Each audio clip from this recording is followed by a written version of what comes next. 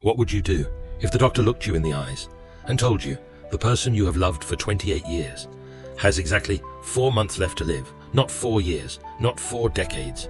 4 months. Would you run? Would you break? Would you fall to your knees on a cold hospital floor in Toronto, Canada, in the middle of winter, and ask why this would happen to two people who had given so much of themselves to each other and to everyone around them? Christopher Adler did all of those things, but then he got up. And what happened next, on a quiet street bench in Mississauga, Ontario, on an ordinary Tuesday afternoon, is something this story will carry with you long after it ends. Stay with me, because this story is completely true. Who they were before the storm they met in 1994 at a small church in Brampton, Ontario. Christopher was 22 years old, a broad-shouldered young man with calloused hands and a warm smile. Isabella was 20 years old, a quiet young woman who carried her Bible in one hand and her laughter in the other. Their love was not the kind you see in movies, loud and dramatic and full of grand gestures. Their love was the quiet kind, the kind that shows up, the kind that stays. They married 2 years later in a small ceremony with 40 guests and a borrowed dress.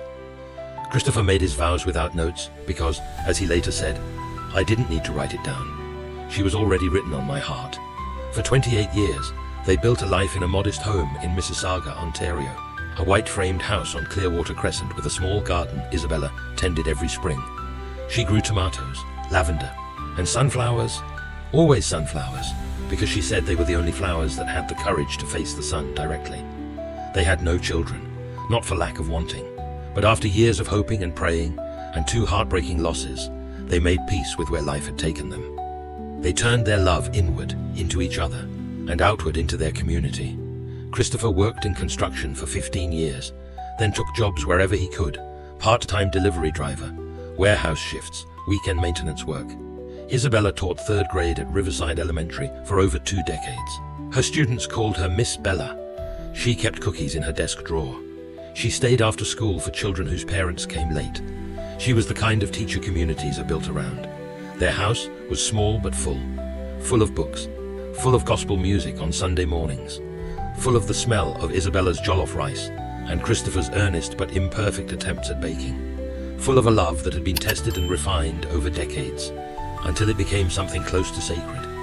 They were not wealthy people, but they had everything that cannot be purchased. The diagnosis then, in the spring of 2021, Isabella found a lump.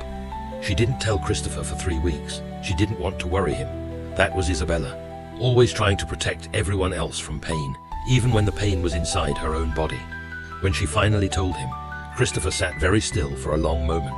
Then he took her hands in both of his, those big calloused hands, and he said 4 words: "We will face this, not you will face this, we." The diagnosis came in the summer of 2021.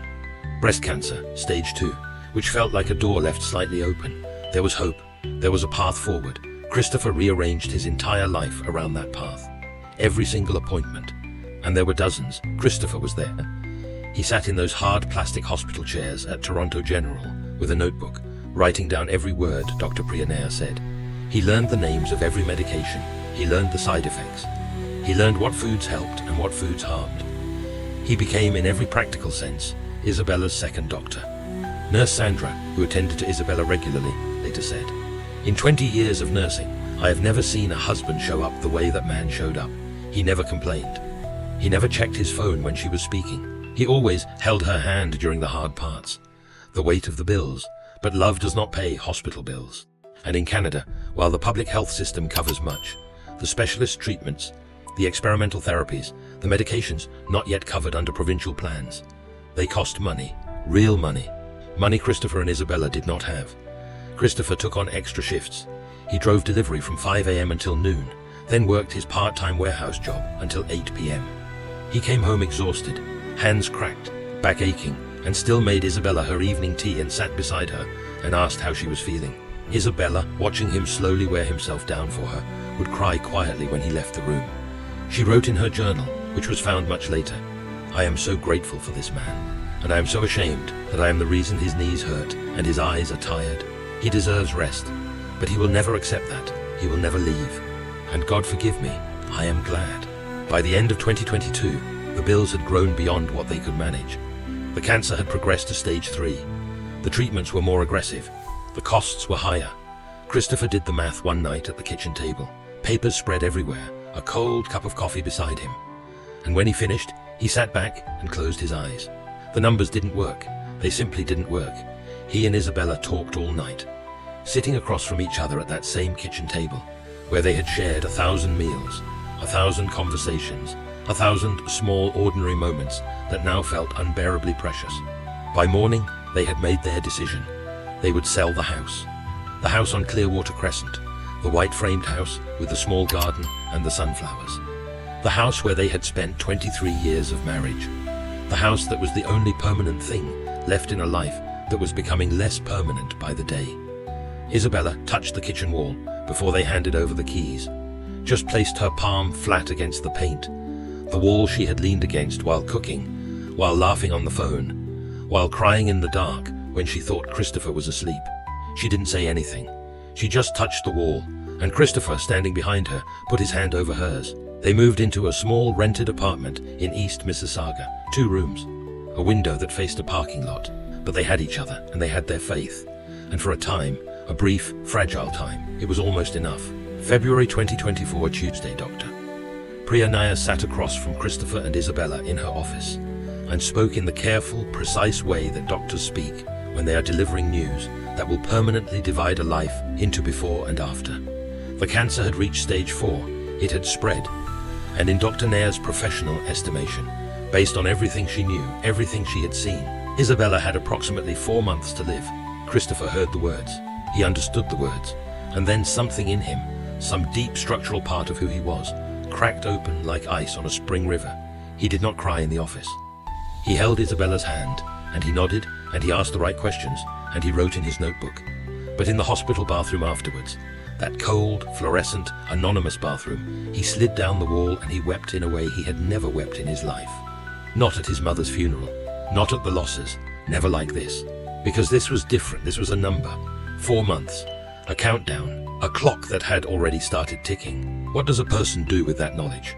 What do you do on a Wednesday morning when you know that by June, the person sleeping beside you, the person whose breathing you know better than your own, will no longer be there?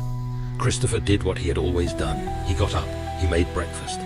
He helped Isabella with her compression stockings, because the cancer and the medications had caused severe swelling in her legs, swollen, painful, heavy. He tied her shoes, he kissed her forehead, and he said, as he always said, "We will face this." Isabella, for her part, was remarkable.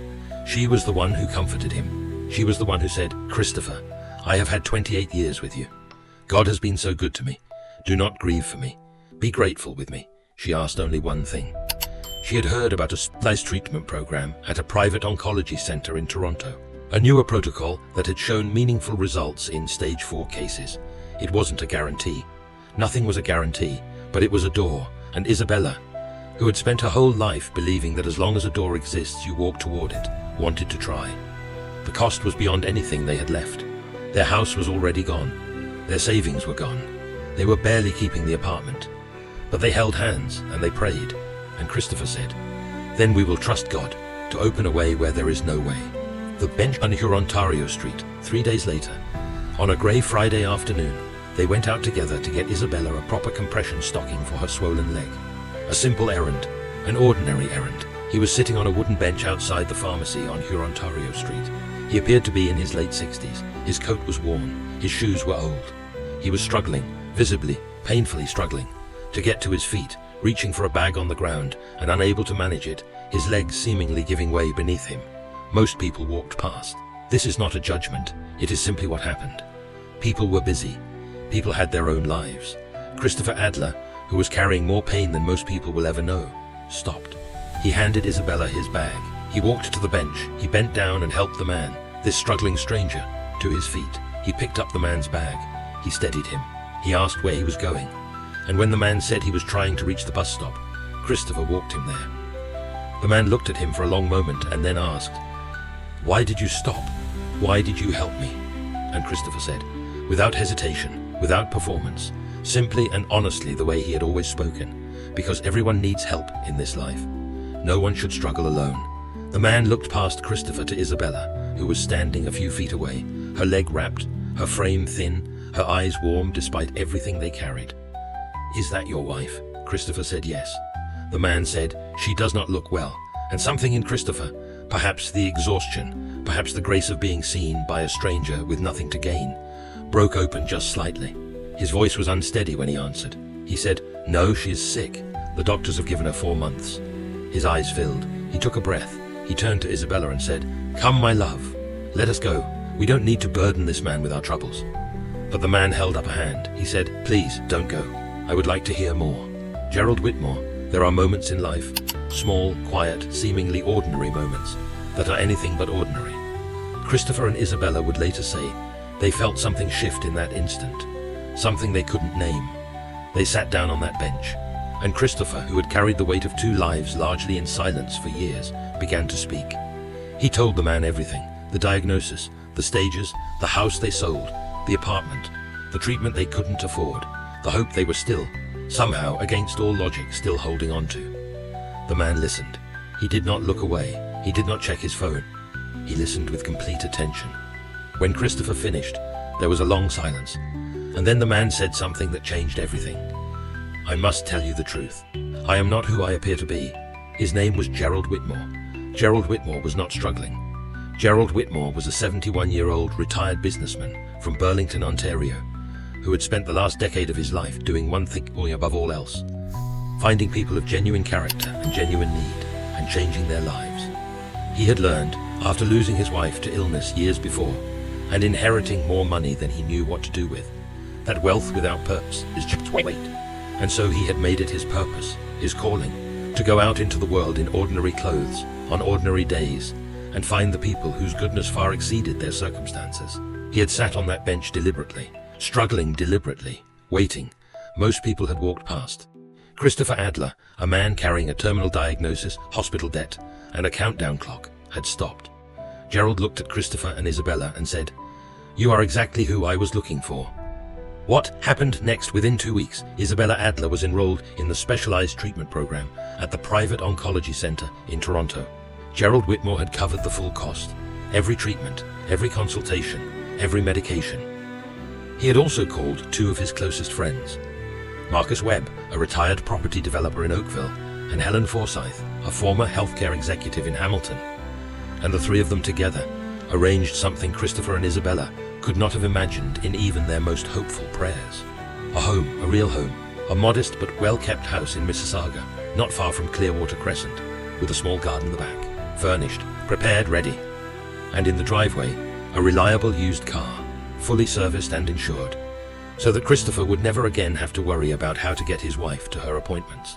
When Gerald brought them to the house and opened the door, Christopher walked in and stood in the middle of the empty hallway and could not move.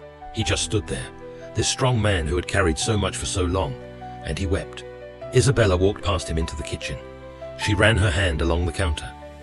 She looked out the window at the garden, and there, in the corner of the garden, someone had planted sunflowers. She turned to Gerald, standing in the doorway, and she said, "How did you know?" He smiled. He said, "I didn't, but God did." The word hope. Isabella began treatment the following Monday. The next 4 months, the months that were supposed to be her last, she spent not dying, but fighting, and healing, and sitting in her new garden in the Ontario summer, watching her sunflowers grow. The treatment worked, not completely, not magically, but the tumor markers dropped. The spread slowed. Dr. Nair, at a follow-up appointment 6 months later, used a word she had been careful not to use before. She used the word hope, real hope, clinical hope, the kind written in numbers and scanned results and lab reports. Christopher sat in that same hard plastic chair where he had received the most difficult news of his life and received the most welcome news of his life. He looked at Isabella, she looked at him, and he took her hands, those same hands he had held for 28 years, and he brought them to his lips, and he said nothing, because after 28 years, some things don't need words. Where they are now, Christopher and Isabella Adler still live in that house in Mississauga. The sunflowers come back every summer. Gerald Whitmore comes for dinner 3 times a year. He sits at their table and eats Isabella's cooking and says it is the finest meal he has anywhere. Christopher still drives Isabella to her appointments. He still holds her hand during the hard parts. He still writes in his notebook. Though now, more often than not, what he writes are the words stable and improving and good news. They were asked once by a journalist who heard their story what had carried them through. Christopher answered first. He said, faith and her. Isabella answered second. She said, him. And the evidence that God sends help through unexpected places. Sometimes through old coats and park benches, and people willing to wait and see what kind of person you truly are. True love is not found in the easy seasons. It is forged in the hardest ones. And it survives not because it is perfect, but because it refuses to let go. This has been the story of Christopher and Isabella Adler, and it is completely, entirely true. Counselor advice. Before we close, I want to speak to you directly, not just as a storyteller, but as a marriage counselor. What Christopher and Isabella showed us is what I call covenant love, the kind of love that is not sustained by feelings alone, but by decision, by daily, deliberate, costly decision. Many people today step away from marriages when life becomes difficult, when money is tight, when health fails, when the romance fades under the weight of real life. Consider this carefully. The truest test of your love is not how you treat each other on your wedding day. It is how you treat each other on the most difficult day. On the Tuesday when the doctor delivers 4 months. On the night when the numbers don't work. On the morning when there is nothing left to give, and you give anyway. Christopher did not stay because life was easy. He stayed because love is a covenant, not a contract. A contract ends when the conditions are no longer favorable. A covenant holds, especially when the conditions are hardest. If you are in a difficult season in your marriage right now, here are 3 anchors worth holding on to. Anchor 1. Communicate through the pain, not around it. Christopher and Isabella talked all night before selling their home. They faced hard truths together. Silence can become a wall between 2 people who still deeply need each other. Anchor 2. Let your spouse see your vulnerability. Christopher wept in that hospital bathroom, and he also allowed himself to be seen by Isabella and by a stranger. Strength is not the absence of tears. Real strength is being willing to be seen in the hard moments. Anchor 3. Stay open-handed even when life has taken much from you. The event that changed the Adler's life happened because Christopher stopped for a stranger while carrying the heaviest burden of his own life. Generosity, even in scarcity, creates space for things we could not have arranged on our own. True love still exists. It is not loud. It is not glamorous. It sits in hard plastic hospital chairs. It ties compression stockings. It makes evening tea. It says every single day, we will face this together. Hold on to your person. Fight for your marriage. And never underestimate what faithful, patient, giving love can survive. God bless you. And thank you for watching.